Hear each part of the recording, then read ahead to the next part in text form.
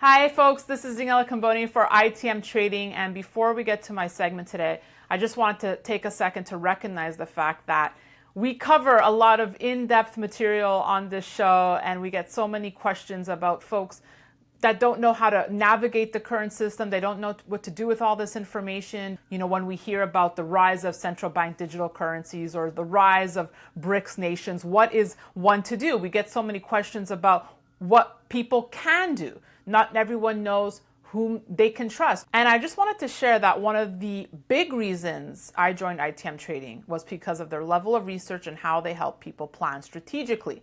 So if any of you have questions, there's a link below where you can schedule a call with an expert analyst. All right, that said, let's get to it. Let's get to our show today.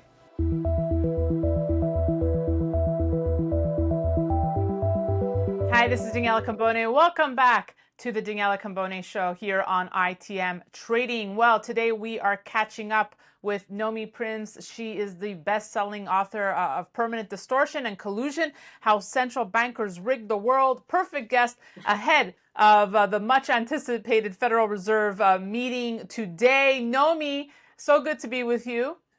Thank you so much, Daniela. What exciting times we have in the year that we have ahead.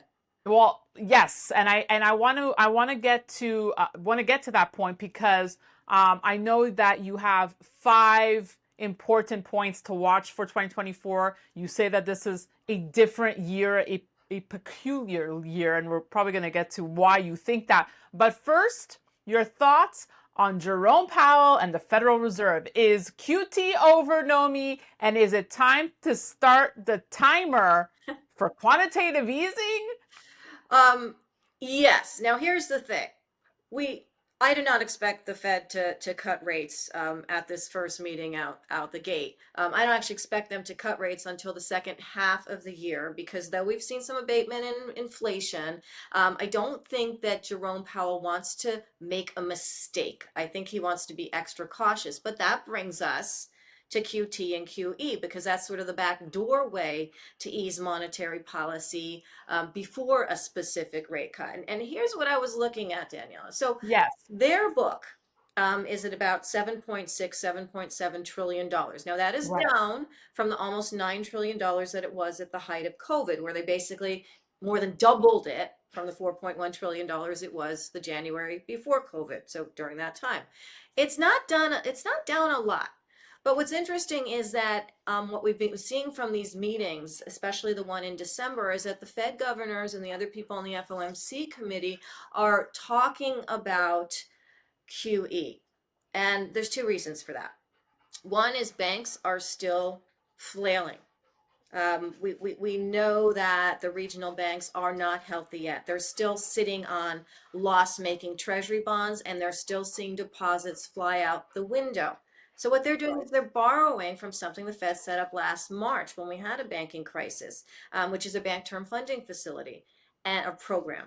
They used to call things facilities, now they're calling them programs. What the point being, it's a pile of money that is on loan to these banks, and all of these loans are due March 11th.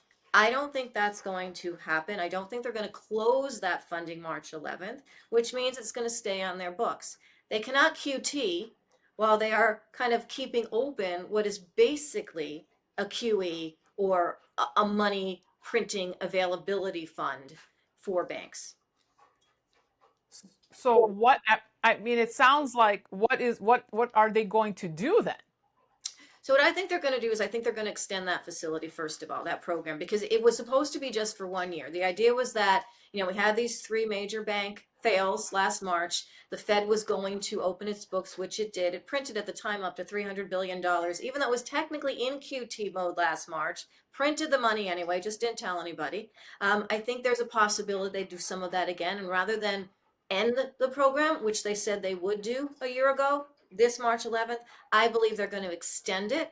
And we have just seen record outtakes from that program of $141 billion in the beginning of January. So it's not like banks are saying, hey, here's your money back. What they're saying is, we still need this money. So I think that the program's going to be extended. That's a backdoor QE. I think it could be grown, also a backdoor QE. And I think we're going to hear a lot of talk from this FOMC meeting about dialing back the roll-off QT, these bonds that have been maturing, not being sold by the Fed, as their method of QT. Yeah, yeah, and I mean, looking at the overall picture, right?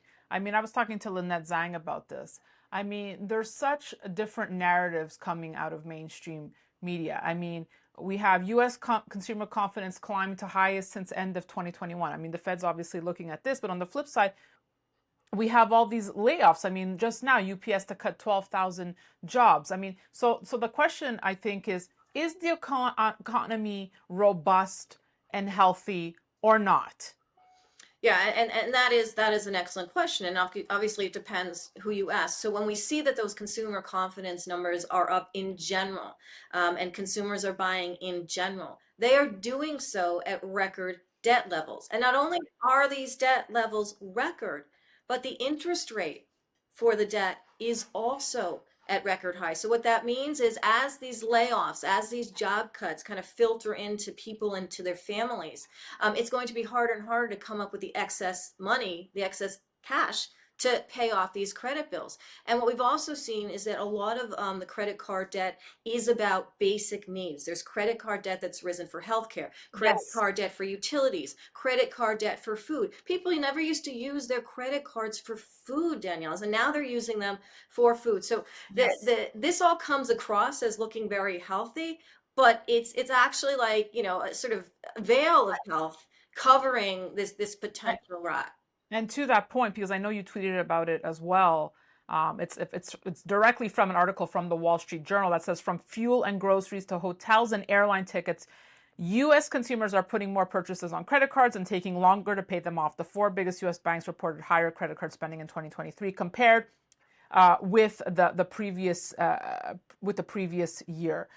Unpaid balances also surpassed 2019 levels for the first time, showing that consumers are putting more purchases on cards and taking longer to pay off their bills than they were before the pandemic. Right.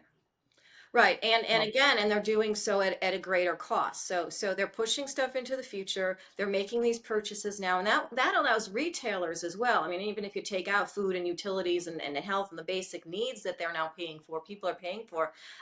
Also even items, whether it's a TV or a sofa or whatever, there's all these extra layaway programs, because retailers want to move product. And in the big numbers that comes across, as sales, because they are sales, but it's another method of people effectively tapping into future income, which they may not receive in order to pay higher price debt today. And the country's doing the same thing. So that's the other thing that the Fed looks at as well, just doesn't talk about. We've got 34 trillion and counting of debt. We basically are paying over $500 billion in interest per year on our debt, and we have a $1.7 trillion deficit. So more than almost a third of the deficit, is just our interest payments. And you can't grow the economy out of that. And that connects back to potential job losses or people doubling or tripling up on jobs. And everyone, I guess I'll just ask you to weigh in on this. Everyone's kind of doing these surveys of who's most likely to get fired in these situations. Is it the remote workers, middle managers? I mean, what's your gut feeling? Yeah, I mean, middle managers are definitely at risk here because the higher level managers are basically not going to fire themselves unless, or at least most of them, unless their company actually implodes. The lower levels are being stretched, although they are at risk, and the middle levels, unless they're able to either produce product or produce content or whatever it is their company does, are the ones that get squeezed in the middle. I mean, just like the middle class gets squeezed, as Well our said. economy is less stable. It's the same thing for corporations. Let's get to what I started saying at the beginning, your five flashpoints, what you call them, that you're watching for 2024, and what you say could possibly make 2024 it's a different year, you say. Right. So we talked a little bit about banks and the Fed. So that's definitely one of those points. I don't think banks are out of the woods yet. I do think that whether it's commercial loans or consumer loans, we are going to see more problems with credit coming out of banks, possible more delinquencies and possible defaults. And this could filter in to the corporate world as well, depending on which corporations are just embedded in this idea of extra debt to function. So all of that idea of banking debt, consumers, that's definitely a flashpoint to watch. The other thing is we are in an election year. right? So the second thing is we're looking at a very volatile geopolitical year. Of course, we've got the US election. We just had an election in Taiwan, which has created some more volatility with respect to China and Taiwan, and therefore China and the US in the South China Sea, and more tensions over who gets what and who gets access to those waterways there. We obviously have rising tensions that are already high in the Middle East, with what's happening right now in Jordan, with what Biden wants to do, what the Mhm. administration may want to do to act strong in the face of an election coming up. So there's all of this sort of movement coming on. The UK has elections. ECB is gonna, Europe's gonna have elections. So there's just a lot of change that's going on at the sort of government levels around the world, and that means within their countries, with respect to their populations, and also with respect to each other. And we saw a lot of this happen in 2016, a bit less in 2020, because there were less global elections. But now we have another mega election year, and that's going to create political volatility and citizen volatility as well. And of course, with the ongoing war in Ukraine, I still think that we could see additional supply chain disruptions, particularly with regard to energy, and a little bit more on food products that we saw at the beginning of that war, feeding into this year if we see more sort of transportation and production modes of getting resources from A to B change in the wake of also those elections and what that means. So there's a lot of geopolitics here to put volatility into the overall markets, which leads me to third of my points, which is that there are some materials that are in definite demand by all countries because of geopolitics, because of the striving for energy independence across the world, and because we're still in a big energy transition. And that means battery metals remain in demand. We saw a lot of those prices go down last year, like for example with lithium, copper, but I think that's going to shift this year. Rare earths are a large focus of the United States Defense Department, of the Pentagon, of the Navy, Mhm. in aerospace, and not just in the United States, throughout the world. And that pertains to all of the different rare earths. And there's a lot of finds that are going on around the world that are, I think, going to see a lot of investment from countries and from investors. For example, there's large piles of rare earth minerals in Brazil, which are untapped, which basically I think can come to fruition now as the United States needs what they haven't had.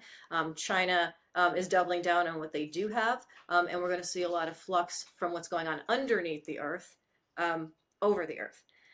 Leads me to four, which is just the general emergence in AI. Now, one element that I focus on in AI Right. is not just the technology of AI. To me, it's data in, data out. We could have the longer conversation on that specifically, but where the industries that I think most connect into AI that relate to what we're just talking about is the energy industry, and of course the tech energy that needs energy, the tech industry that needs energy, because a lot of these materials are required for chips. They're required for efficient energy use, for efficient energy production. And I think those are going to be areas where that divide between AI and energy is going to come closer and closer together, and require resources and materials. And so all of that, I think, is a big area to watch as well. Okay, so just to wrap, because you brought up a very good point there on the Fed and election year, and I've asked other experts this, and yes, we're aware the Fed is an independent body, but are they going to feel the pressure, Nomi, that it's an election year and no president's going to win an election with not that it's a gloomy stock market by any means, but with a not robust stock market, and if we're in a recession? That's exactly right. The Biden administration wants the Fed to ease policy. I mean, that would be, if they were controlling the Fed, their their preference, and also that really releases some of the constraint on debt for the United States government, as well as for citizens, and makes everybody just feel better. That said, the Fed is independent, and Powell has this ego. I think that has been particularly acute through this entire monetary tightening period. He's really over tightened, and he's done this to overfight inflation, of which many of the components he cannot control. He cannot actually control rent or the housing market or fuel, or food. He actually can't. He can just sort of create more constraint in the credit people basically pay for Do in a way you of think hiding. he thought he would have had control over that? I think he did think that, ironically. I think obviously he was late to the party. The Fed was late in terms of looking Yeah. at supply side inflation. And I think he thinks that I think he's taking a victory lap on inflation, but the fact that he's also using words still that are cautionary about taking that victory lap, I think he's still in between the did I really do this? Could I have really done this? Or this just happened because it's an economic cycle. We had tight supply, prices got spiked after COVID, and how much of that the Fed could control on the downside, we can't ever really untangle. So it's his perception versus Mm. just the data. And we also could have supply shocks in any of those areas for any reason, geopolitics Yep. or any kind of supply disruption in the future as well, which he can't control. So I think he just wants to back away from that, which is why I think he's not going to cut rates until before the election. We could see cuts from the summer through the election, much more likely than before that. And these sort of backdoor QEs Yeah. happen before, in this first half of the year. Let's see what they do, Nomi. Let the fireworks begin. Let's see. Exactly. We're gonna sit back, make a bag of popcorn, Exactly. and let's see what they do. But it sounds in the meantime that you have a puppy who desperately wants your attention, who reminds me of my toddlers. So I will let I you. do this every time I talk about the economy. There's Oh, puppy there's more than one. I'm guessing golden retrievers. a griffin and a min pin, and every time they hear economics, and they think it's fun. I don't know. They love hearing mommy speak. Well, I'll let you tend to them. They're more important. Thank you so much, Nomi. Thank Always a you. pleasure. Thank you. And thank you for watching. We'll have more great content. So be sure to stay tuned to Daniela Cambone Show. We'll always have the best interviews for you. And you can be sure to not miss a beat by signing up at danielacambone.com. That's it for me. Thanks for watching.